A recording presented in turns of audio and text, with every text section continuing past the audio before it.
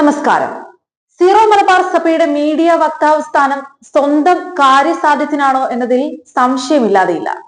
പറഞ്ഞു വരുന്നത് ചാക്കോ കാളാമ്പറമ്പിലും കൊച്ചുറാണി ജോസഫും ഇതുവരെ സഭയ്ക്ക് വേണ്ടി ഒന്നും സംസാരിക്കുന്നില്ല എന്ന വിഷയം ചർച്ചയായി. ഇരുവരും സ്വന്തം സ്ഥാനങ്ങൾക്ക് വേണ്ടി സംസാരിക്കുന്നവർ മാത്രമാണെന്നാണ് വിശ്വാസികൾ പറയുന്നത്. എറണാകുളം അങ്കമാലി അതിരൂപതയിലെ കുർബാന പ്രശ്നത്തിൽ ഒരക്ഷരം മിണ്ടാതെ നടക്കുന്നവരാണ് ചാക്കോ കാളാമ്പറമ്പിലും കൊച്ചുറാണി ജോസഫും എന്നാണ് മനസ്സിലാക്കുന്നത്. ഡോക്ടർ ചാക്കോ കാളാമ്പറമ്പിൽ താമരശ്ശേരി രൂപത അംഗമാണെങ്കിലും തലശ്ശേരി അതിരൂപത പ്രൊവിൻസിലെ അംഗം കൂടിയാണ്. തലശ്ശേരി ആർച്ച് ബിഷപ്പ് മാർ ജോസഫ് പാമ്പ്ളാനിപ്പിതാവിന്റെ നേതൃത്വത്തിലാണ് സഭയുടെ സ്വത്വത്തെ അട്ടിമറിക്കുന്ന പ്രവർത്തനങ്ങൾ എറണാകുളത്ത് നടക്കുന്നതെന്നുള്ള തിരിച്ചറിവ് ഉണ്ടാവേണ്ടതാണ്. ആഗോള സഭയിലെ രണ്ടാമത്തെ വലിയ സഭയായ സീറോ മലബാർ സഭയുടെ അൽമായ വക്താവ് എറണാകുളം അങ്കമാലി അതിരൂപതയിലെ സഭാവിരുദ്ധർ സഭയെ അനുസരിക്കണമെന്ന ഒരു പ്രസ്താവനയുമായി ഇന്ന് വരെ രംഗത്ത് വന്നിട്ടില്ല.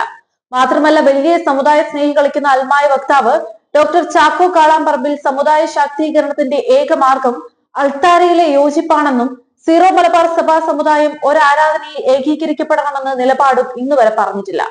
വിശ്വാസികൾ എന്നും മണ്ടന്മാരായി നടക്കില്ലെന്ന് ഇവർ മനസ്സിലാക്കണം. സീറോ മലബാർ സഭയുടെ പ്രതിസന്ധി മിണ്ടാതെ ഇരുന്നു കൊണ്ട് 7ാം വർഷത്തിലേക്ക് ഇനിയും വക്താക്കളായി ഇവർ തന്നെ പെട്ടിയെടുക്കുകയാണ്. ഇവരെ കൊണ്ട് ആർക്കാണ് ഉപകാരമുള്ളത്? മീഡിയ കമ്മീഷൻ ചെയർമാനും ബന്ധപ്പെട്ടവരും ശ്രദ്ധിച്ചിരുന്നുവെങ്കിൽ ഇത്തരം വയ്യാവേലികൾ ഈ പദവികളിൽ തുടരുമായിരുന്നു. എറണാകുളം അങ്കമാലി അതിരൂപതയിലെ ഏതാനും വിമത വൈദികരുടെ സഭാവിരുദ്ധത ആഗോള സഭയിലെ രണ്ടാമത്തെ വലിയ വ്യക്തിസഭയായ സീറോ മലബാർ സഭയെ ലോകത്തിനു മുമ്പിൽ തല കുനിക്കാൻ നിർബന്ധിതരാക്കിയിരിക്കുകയാണ്. സീറോ മലബാർ കത്തോലിക്ക സഭയെ പ്രതിരോധത്തിലാക്കാനും സഭയ്ക്കും അതിന്റെ പ്രവർത്തനങ്ങൾക്കുമെതിരെ ശക്തമായ വിമർശനം അഴിച്ചുവിടുമ്പോഴും മിണ്ടാമുനിമാരായി സമയം കളയുന്ന രണ്ട് വക്താക്കളുടെ ആവശ്യമെന്ത്? എന്തിനാണ് ഇത്തരം പ്രഹസനങ്ങൾ? കത്തോലിക്ക കോൺഗ്രസ് നിലപാട് വ്യക്തമാക്കണം. ചാക്കോ കാളാമ്പറമ്പിലിന്റെ നിലപാടാണോ സംഘടനയ്ക്കുള്ളത്? സീറോ മലബാർ സഭയും നിലപാട് വ്യക്തമാക്കണം.